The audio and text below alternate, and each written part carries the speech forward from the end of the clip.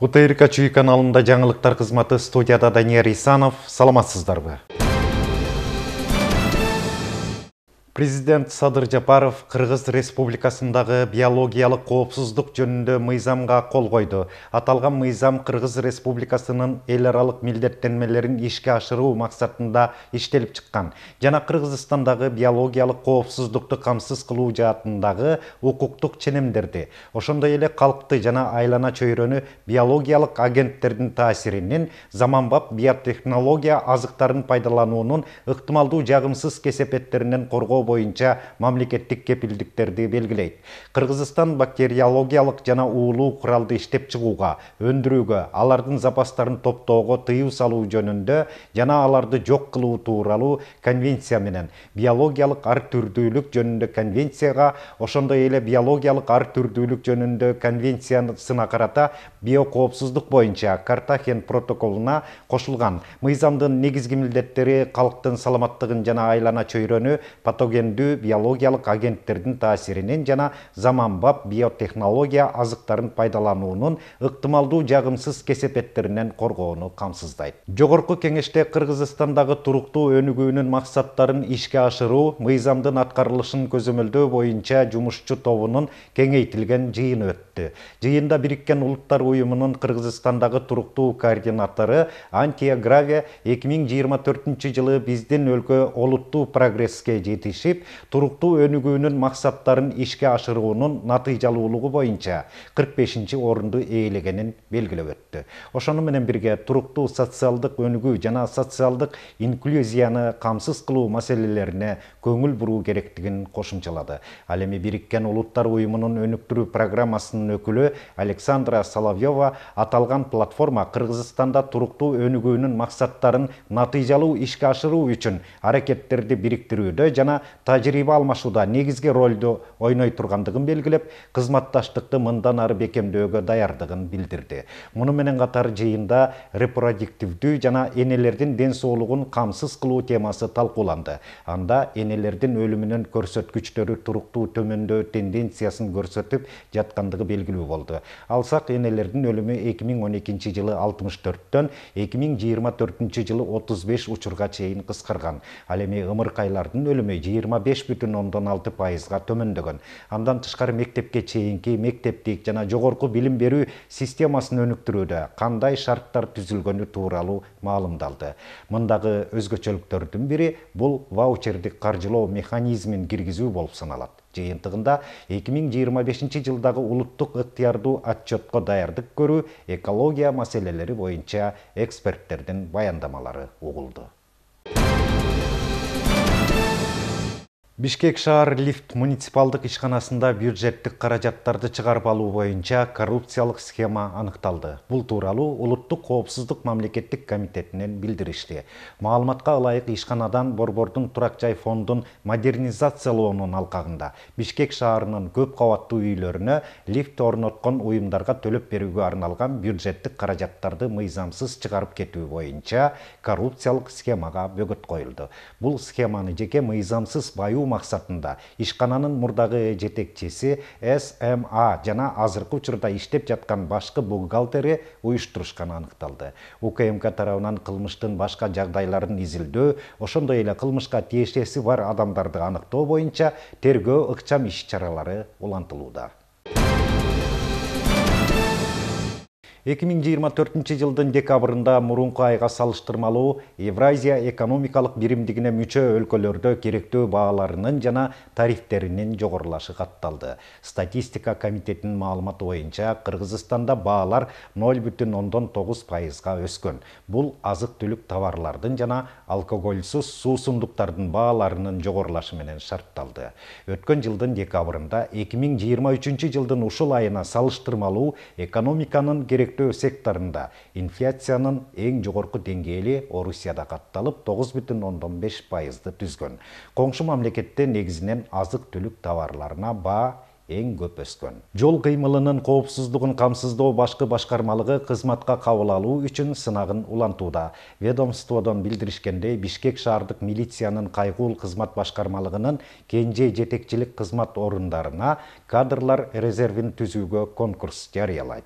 Конкурска 19-дан 30 жашка чейинки жалпы орто билимге ээ болгон, айдоочулук күбөлүгүнүн Б менен С категориясы бар болгон жарандар талапкер боло алат.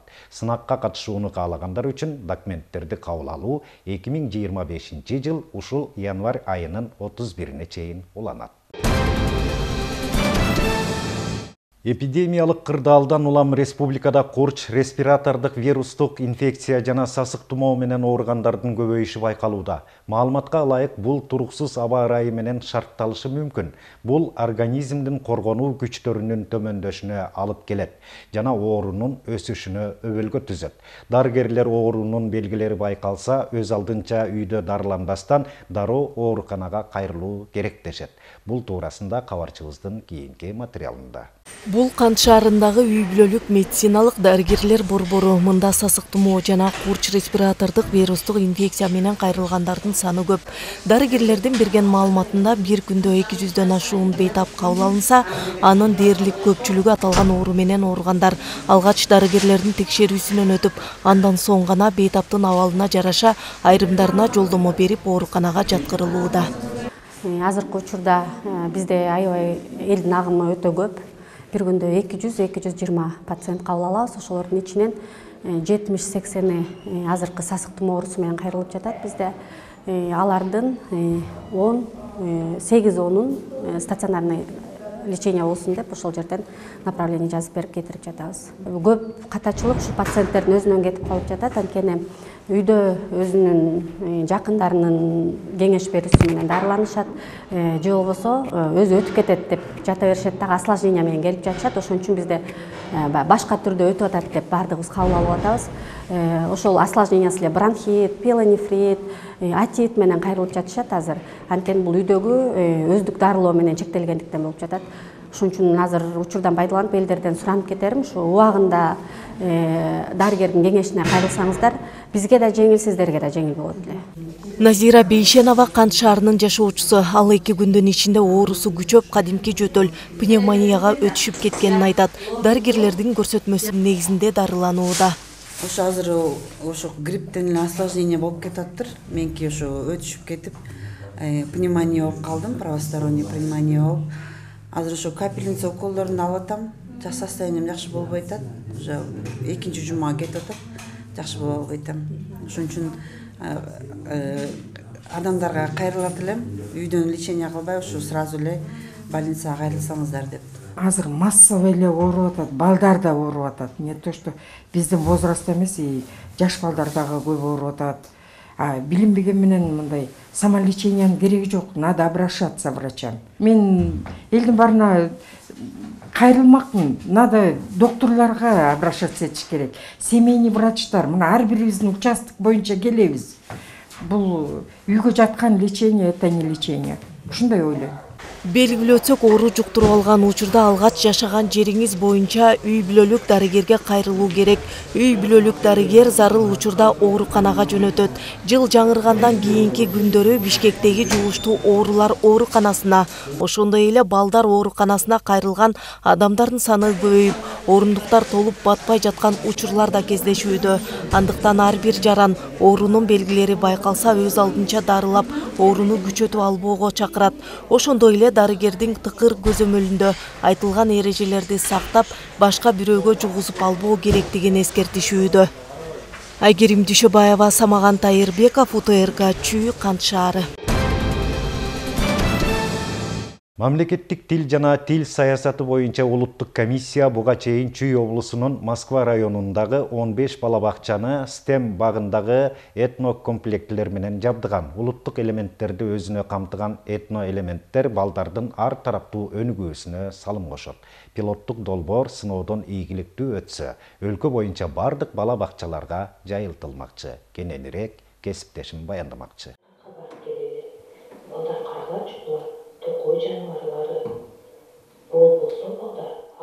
Президенттин алдында мамлекеттик тил жана тил саясаты боюнча улуттук комиссия Москва районундагы 15 балабакчаны этно-маданий билим берүүгө багытталган атайын этнокомплекттер менен камсыз кылды. Бул долбоор Жогорку кеңештин төрагасы Нурланбек Тургунбек уулунун колдоосу менен анын фондунан каржыланууда. Телек айылындагы Кутуян балабакчасы этнокомплектерди сыноо аянтчасы болуп калды.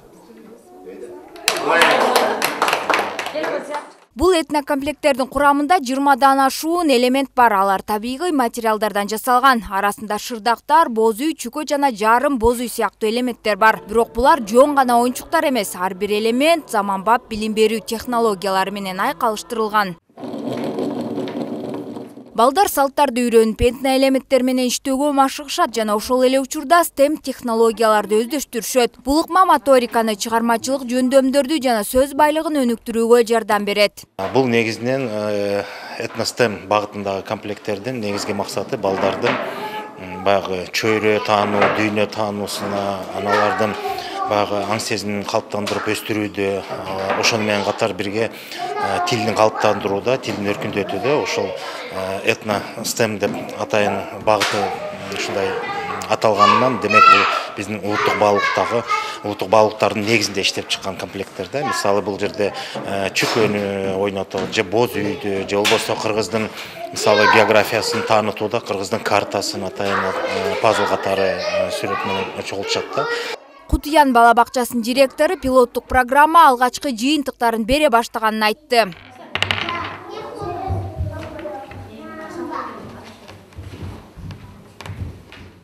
Этнокомплекстер абдан ыңгайлуу экен. Балдарындын бүт жагынан өсүшү бар. Мына биз балдарга азыр көрсөтүп атабыз.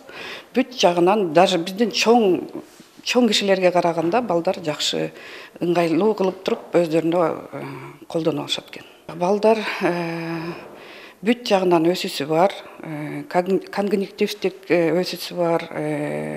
Негизи эле бүт бары балдарга ылайыкташтырылган комплекс экен. Тарбиячыларда бул комплекттер балдардын кызыгуусун арттырып, кыргыз маданиятынын призмасы аркылуу дүйнөнү үйрөнүүгө уникалдуу тажрыйба берип жаткандыгын белгилешүүдө. Бир айдан бери колдонуп атабыз, бир ай аралык болуп калды. Бир жумада 2 жолу колдонобуз. Анан кийин буну алып келгенден бери бизде өзгөрүүлөр жакшы эле болду. Балдар деген кадимкиндей моторика, колдун моторикасын иштетип башташты, ой жүгүртүүсүн, өздөрүнүн фантазиясын. Дагы бияктан Кыргызстандын 7 областын билип башташты. 7 областы буга чейин бизде мындай көп адашып эметип айта алышчу эмес. Азыр кадимкинде уже 7 областы пазлдар да атайын бар экен, ошолорду чогултуп. Долбоор сыноо баскычында болсо да өлкөнүн башка аймактарында кызыгуу жаратты. Эгерде жыйынтыктар ийгиликтүү болсо, этнокомплекттер Кыргызстандагы бардык балабакчаларда колдонулушу мүмкүн.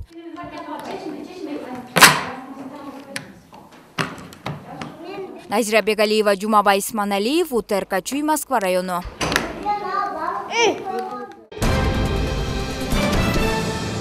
Улуттук каада салтты кол өнөрчүлүккө айкалыштырган, маданий баалуулукту улап, ишкердик кылган айымдарыбыз арбын. Азыркы мезгилде колдонгон буюмдарыбыз да, кийимдерибиз да ыңгайлуу жана жеңил болушу учурдун талабы. Ага ылайык этно үлгүдөгү кийимдерди тигип, кызга сеп даярдоо менен алектенген Перизат Тойчубекованын ишмердүүлүгү тууралуу Клара Кудайбергенованын материалында. Маданий мурастын сактоочусу Перизат айым ишкердигин улуттук баалуулуктарга байлаган.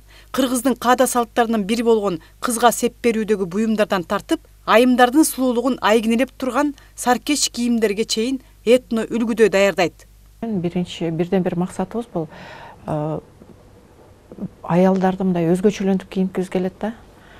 Себеби көп эле аялдар өзгөчөлөнүп, мындай элден башкача болуп кийингенди жакшы көрөт эмеспи? Анан биз ошону мындай бир максатыбыз кылып кое алганбыз. Бул тескерисинче биздин жумушубузга аябай татаалыктарды алып келет. Себеби деген биз маселен бир дизайнды чыгарып тургандан ошону көп кылып чыгарбайбыз да. Бир тойдо кээ бир келиндер айтып калат да, же кыздар тойго барсак мендей көйнөктөн 5 кийип жүрүптүр деп, биз антибиз келбейт. Биз ошо ар бир айым өзгөчөлөнүп турганын каалайбыз. Ар бир айымга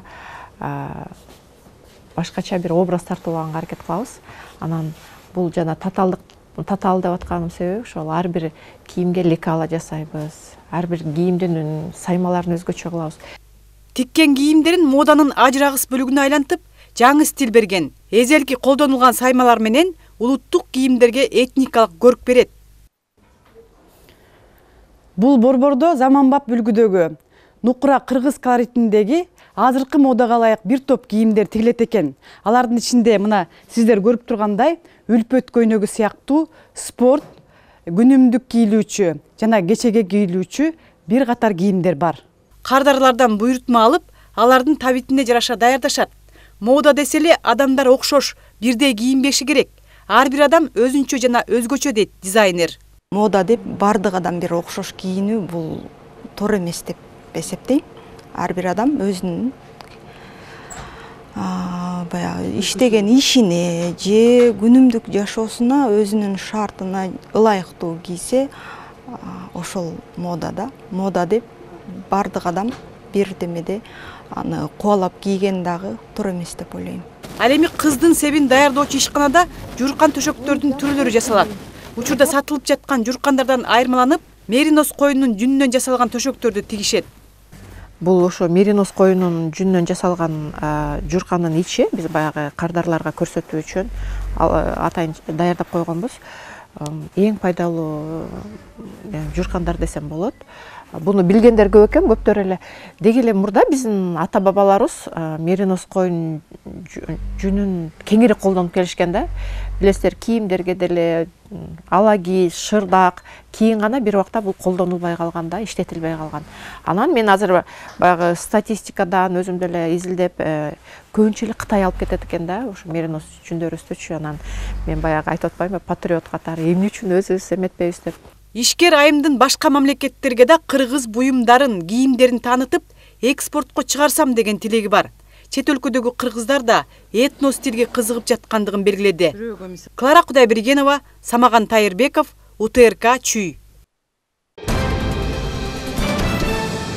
Кытай Эл Республикасынын Кыргызстандагы элчилиги жана Хусейин Карасаев атындагы Бишкек мамлекеттик университетинин Конфуций институту жылуу жазды тосуу аталышындагы иш-чара уюштурушту. Саамалык Кытай жаңы жылын майрамдоого арналган. Ага элчиликтин өкүлдөрү жана окуу жайдын студенттери катышышты.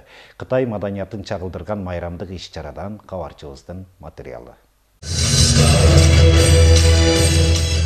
Кытай элинин эң чоң майрамдарын бири жаңы жыл майрамы. Жыл сайын Хусейин Карасаев атындагы Бишкек мамлекеттик университетинде өткөрүлөт. Ага карата окуу жайдын Конфуций институтунун студенттери өзгөчө даярдык көрүшөт. Концерттик номерлер жана кызыктуу оюндар келгендерин көңүлүн бурду.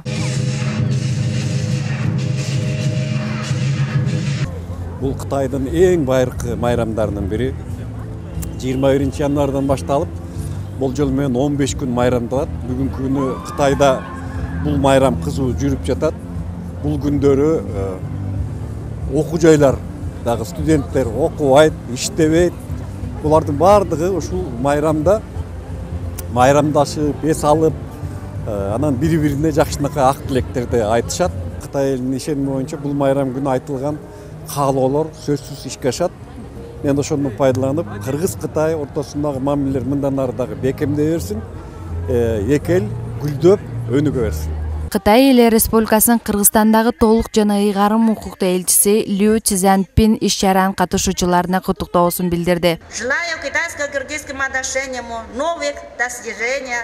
Кытайда жаңы жылды тоосу салтанаттуу белгиленет. Бул майрам ай календары боюнча ар жылы башка датага туура келет. Бирок адатта январь же февралдын башталышына туш келет. Бул майрам жаздын келишин, жаңы башталышты, жаңы үмүттү жана бакыттын символу катары белгиленет.